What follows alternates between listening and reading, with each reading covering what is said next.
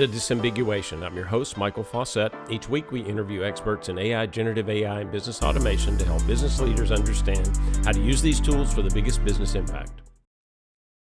In our show today, we look at elevating the customer experience with generative AI. I'm joined by Lily Chiu-Watson, Director of Product Marketing Experience Intelligence, Adobe Digital Experience Business Unit. Lily, welcome.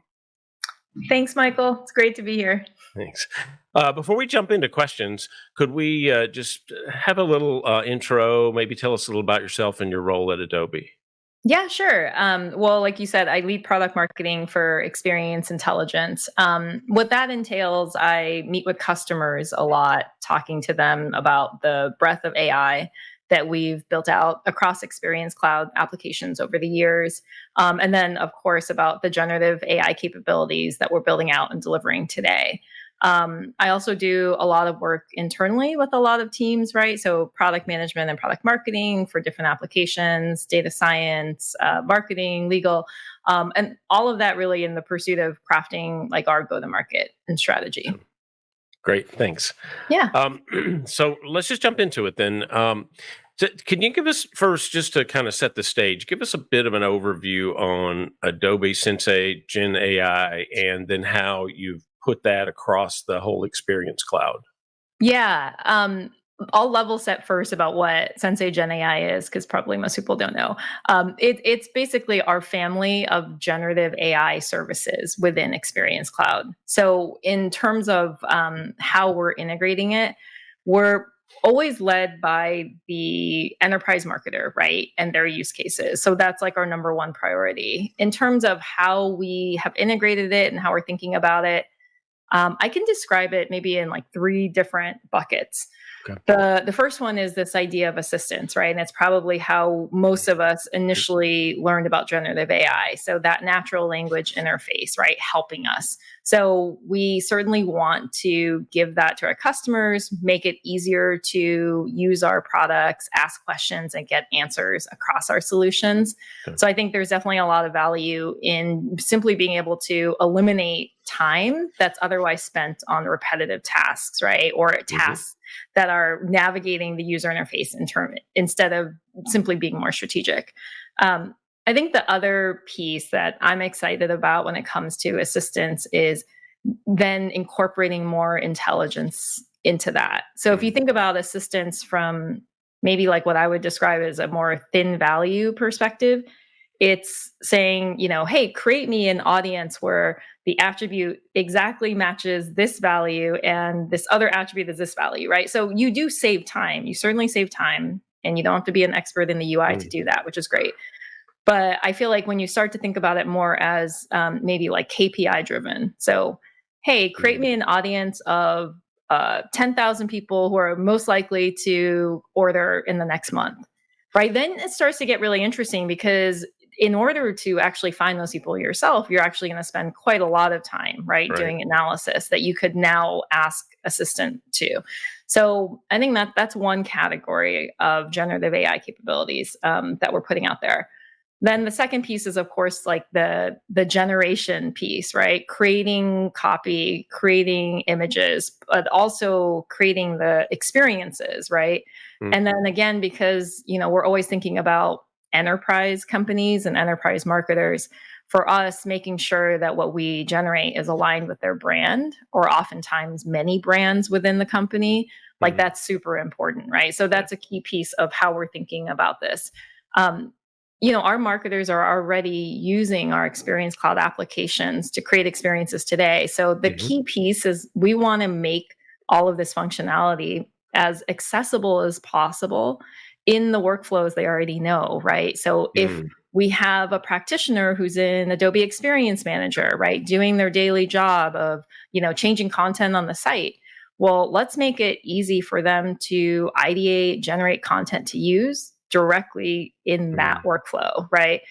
Or if you're a marketer in Adobe Journey Optimizer and you're orchestrating a journey across channels, again, like you shouldn't have to pop in and out of different tabs and applications, right, to get what you want. Ideally, it's all within a single stack. And so that's where, again, we want to make it so that if they're in the middle of constructing a journey, let's not interrupt that.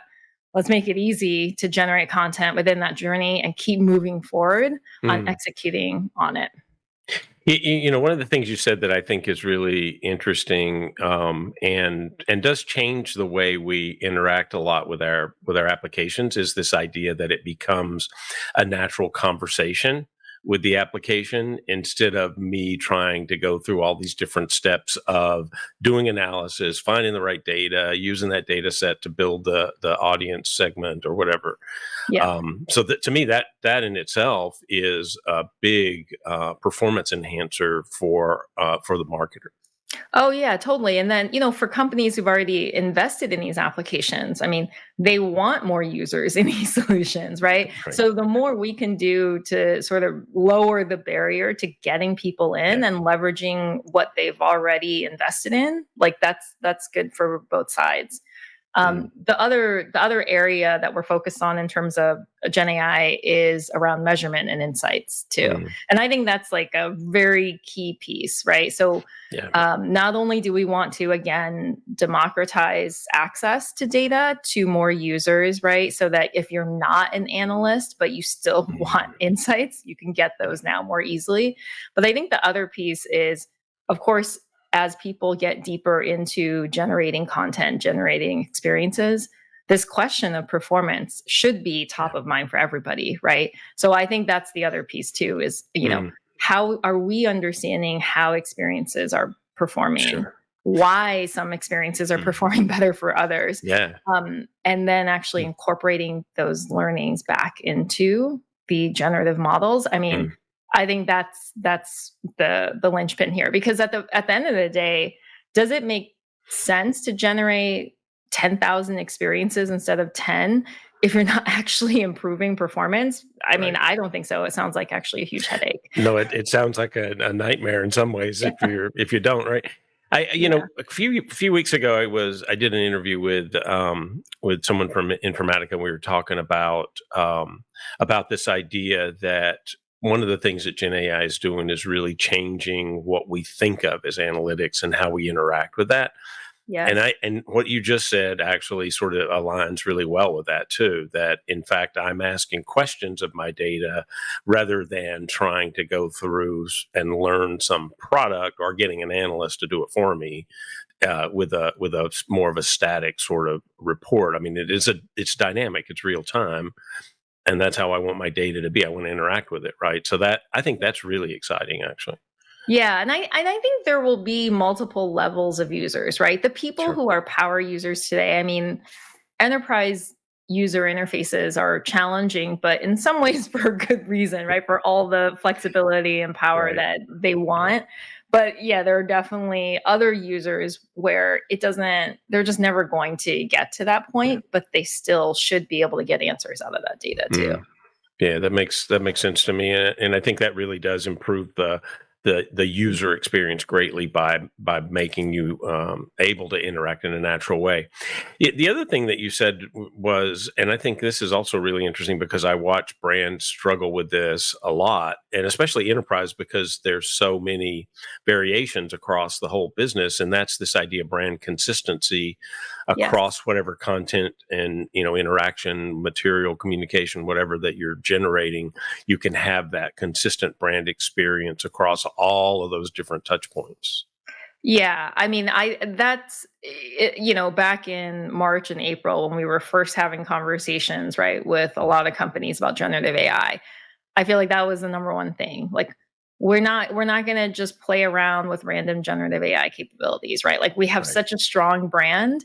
Like, we have to make sure that what we're generating aligns with our brand guidelines, like just sort of the palette, right? Like the tactical stuff, but also, tone of voice, right? Like if you think about some brands where their voice is snarky, like you can't just open random copy generation and then copy and paste that. So I think that's a big one that we're working on, right, is making sure that we understand brand guidelines. And then if you think about a large brand with multiple brands within it, right, and like suddenly now you're thinking about how you're supporting that enterprise company across all of those different business lines. Yeah, that makes sense. So, I know we were talking a little bit before we got on the episode about the fact that internally, Adobe uses its own tools to do, to do your own marketing operations. So you're using, since a generative AI, you're using Experience Cloud to improve your marketing outcomes.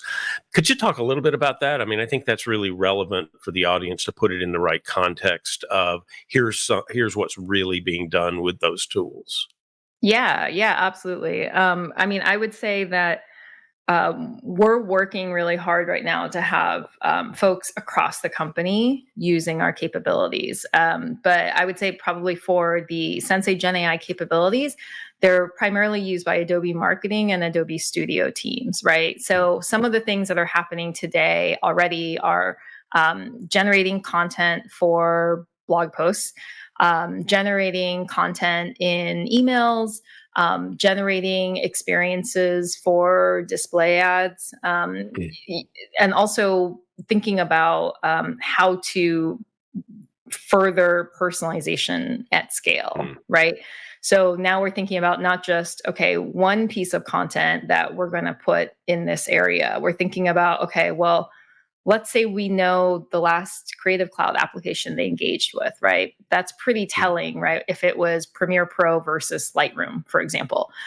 So if we have that and we have an understanding, of what audience they're in, well, let's actually create variations now, right? For all of these different combinations. So I think we're doing some really interesting generation, but also measurement of that performance. So we generate these experiences, but then we also are understanding, okay, well, for some audiences, these generated experiences are performing quite well. And for others, it's not resonating. Let's examine those, right? And start to understand why maybe those are not. But it's like giving our teams, I think, a lot more data to work with and to iterate off of, which is pretty exciting.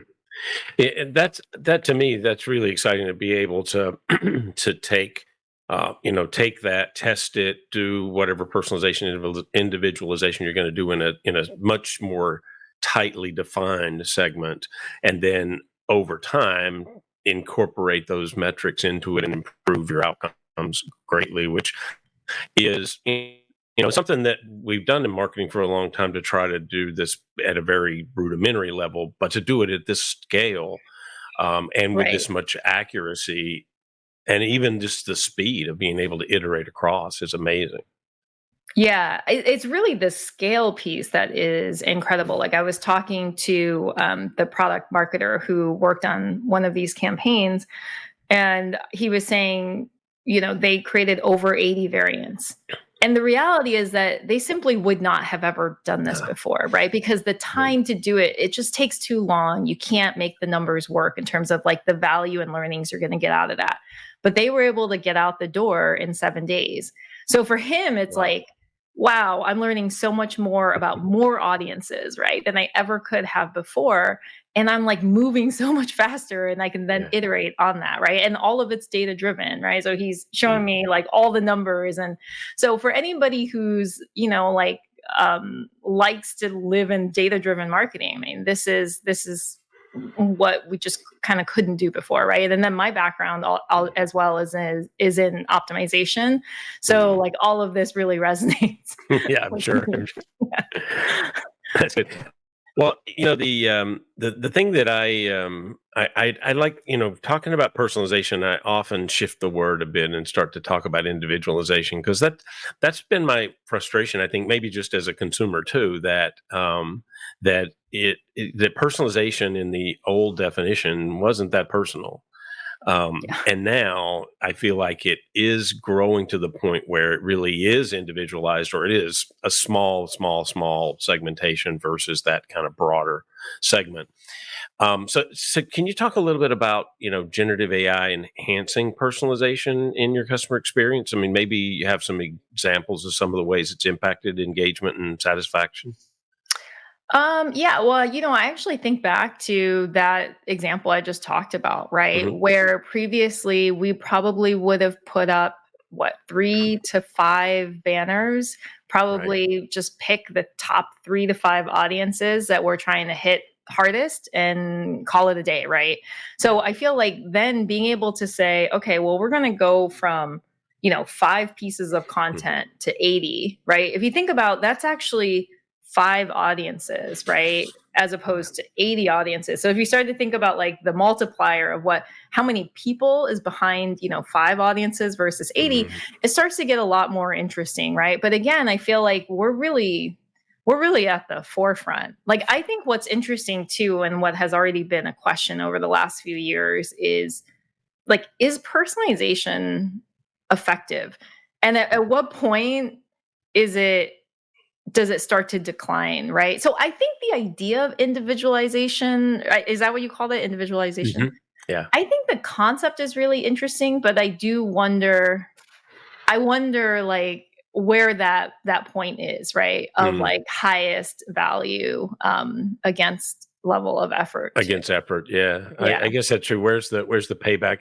And I also suspect that it varies greatly depending on what the context is, right? I mean, I might respond very well to a highly individualized offering from BMW, Yeah. but maybe I wouldn't from Procter Gamble, because Yeah. I don't think that's as, not nearly as effective. Not to mention the fact that the higher value of the item, the more the investment is likely to pay off, right?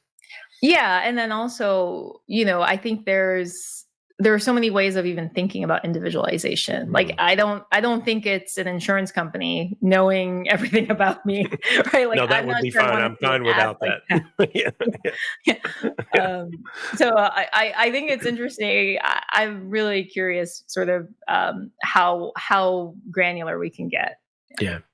Well, it depends on the data too, right? And I mean, you just hinted at one that is a scary one. Like, I don't want my Apple Watch to report to my insurance company. I just don't. Like, Yeah. I'm not sure that would be that useful, and it certainly wouldn't be good for my pocketbook, probably. Anyway, all right. Well, so that leads me kind of into this. We're talking a bit about measurement already, so maybe we could talk a bit about that. So how do you and if you have some internal examples, that'd be great, or some customer examples. But how do you measure the effectiveness of these generative AI tools in in campaigns? Like, what metrics, what KPIs are the most relevant? What should I look at? Yeah. So I think, again, when I think about the companies that we work with, the KPIs are unique to each of them, right? And so I think when we're thinking about how we're building out, it's with that in mind, like the flexibility to give them the ability to look at generative AI through the lenses they need to, right? So, I mean, what we hear most right now is the first one is probably efficiency, right? So, again, if a campaign normally takes me 4 weeks to get out the door, right? How significantly can I improve that by leveraging generative AI in different ways, right? Whether it's for ideation or whether it's actually all the way through to production. But then, of course, the other piece is performance, right? So, that's dependent on the business. So if I'm thinking about a retailer, they're probably examining it by revenue, right? But if I'm thinking about, B2B, it's probably, is this actually resulting in more leads for us, right?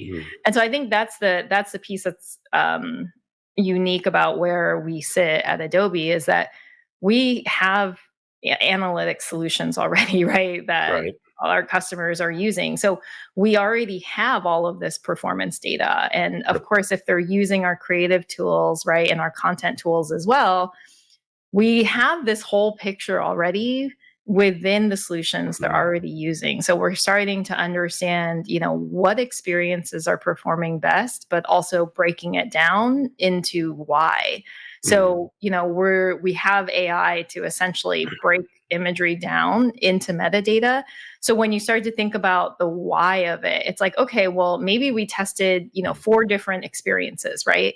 And maybe we know experience D performed the best. But now you can actually break it down to say, okay, well, let's forget about experience D in aggregate. but let's look at how these experiences performed, and let's figure out what about these experiences resulted in the most engagement. So maybe it was actually that there was a person in the foreground of all these experiences, right? Or maybe we're seeing that actually shorter copy performs better, right? And so if you start to think about, okay, well, if you start to have these learnings and then you say, all right, generate me 5 more experiences incorporating these learnings, you start to get to move a lot faster and a lot more intelligently in terms of like how you're generating content and aiming it at performance. So it not only are you getting more scale out of that, but you're getting that faster. So you really do reduce your time to run each of those campaigns, which overall should increase whatever that outcome metric is, right? I mean, it depends on the business, the context of the campaign, but yeah, that is that makes a lot of sense. And I think, having the data already available, but then being able to apply it in new, more unique and effective ways is a great way to think about part of that force multiplier that you get from incorporating the generative AI tools. Yeah, because I mean, if you think back like 20 years, the challenge was trying to get data about, your visitors. Now it's you have massive amounts of data, but you don't want to be moving it around everywhere, right? And duplicating it everywhere. And so I think that's where I really like what we're able to offer customers without asking them to move data around or tag anything additional. Like that's super exciting. Yeah, that is very useful. And I used to sort of joke when we were so fixated with talking about big data that it was big and it was data, and that's about all I knew about it. So I'm not sure how good or bad that is, but it's at some point you've got to make the data smart and relevant and contextual, or it's not useful at all. Well, yeah, I mean, it's like, how are you going to act on that data? Data just to have data, I mean, it just takes up a lot of space.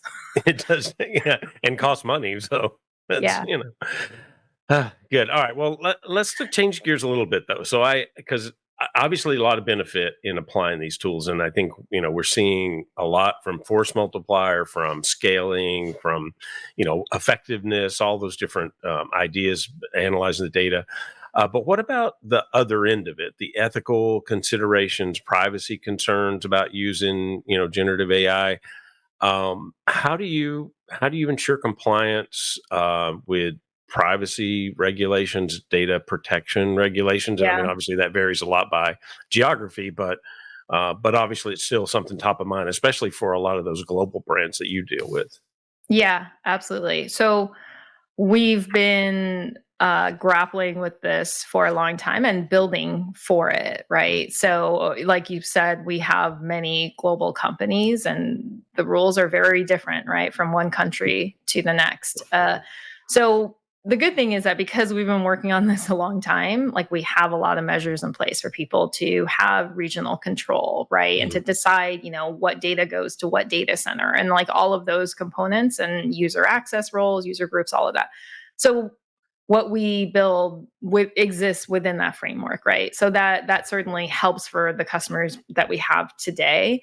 But I think the other piece, the challenge with generative AI is that regulation is going to continue to evolve, right? And again, like countries are going to feel very differently about this. And so we have to keep building in a way that allows for that flexibility. So I think that's one thing. The other is that like what we're seeing a lot of companies move toward, which makes sense, is kind of creating a center of excellence around generative AI, right? Yeah. And it's got to be cross-discipline and cross-region for the reasons we just talked about. So you're going to have somebody from legal, engineering, right, product. So I think as you bring these people together, you have to get aligned on what are the objectives, right, of adopting generative AI. And also, how are we going to measure success, right? Because you want to make sure everybody's on the same page in terms of like what that looks like and what the baseline is.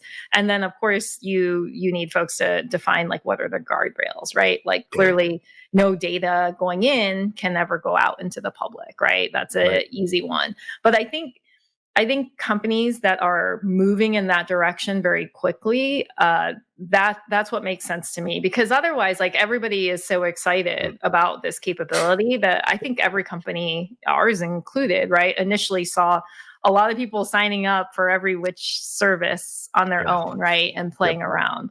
So I think that's a key piece. And then in terms of, ethical considerations, again, like, we had to deal with that way before generative AI, right? So, like, we publish like our AI ethics around ART, accountability, responsibility, transparency.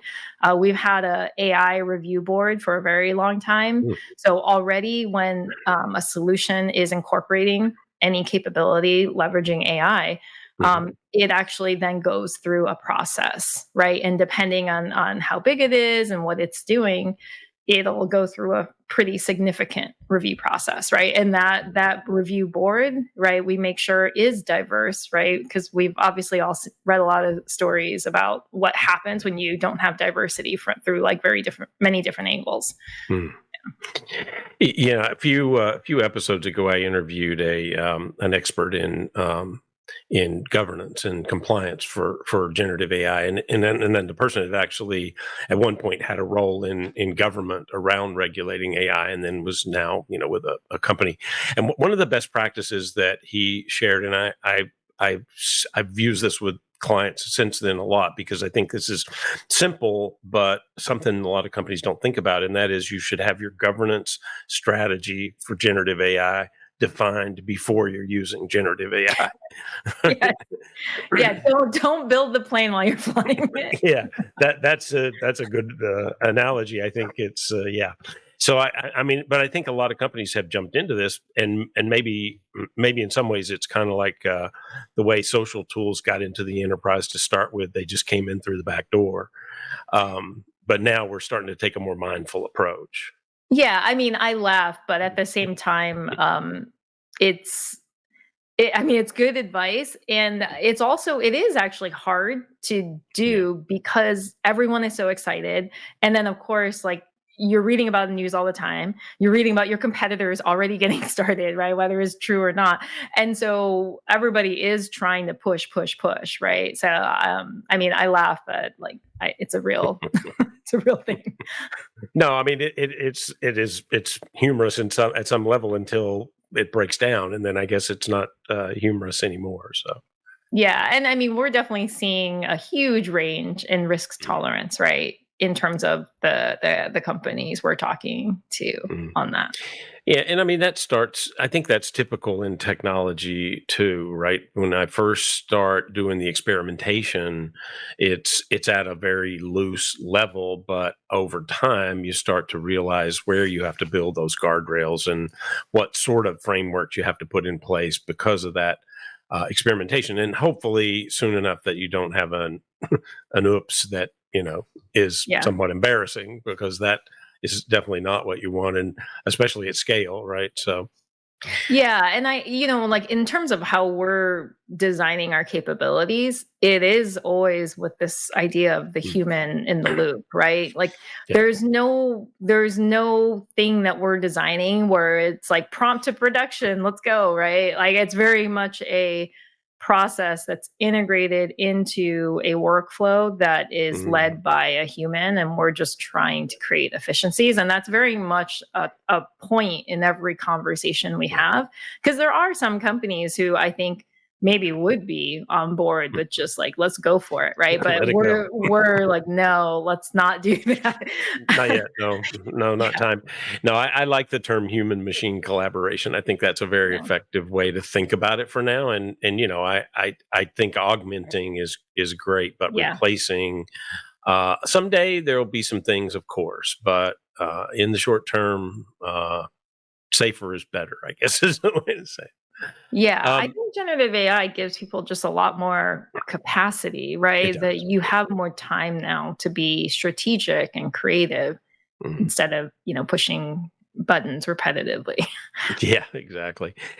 So you talked to a lot of customers, and you've also seen this internally, I'm sure, as Adobe's adopted many of these tools and practices. So, what do you think the main challenges are that you're seeing, and then what are the limitations of using generative AI in marketing today? And then how do you think companies should approach that? How can they address that? Yeah. I think the limitations are kind of what we just talked about, like the concerns, the risks, right? And Sure. so there are definitely ways to get started that are far less risk. So if you think about generative AI, maybe from an ideation perspective, right? I think that's a lot of how people are dipping their toe in the water today.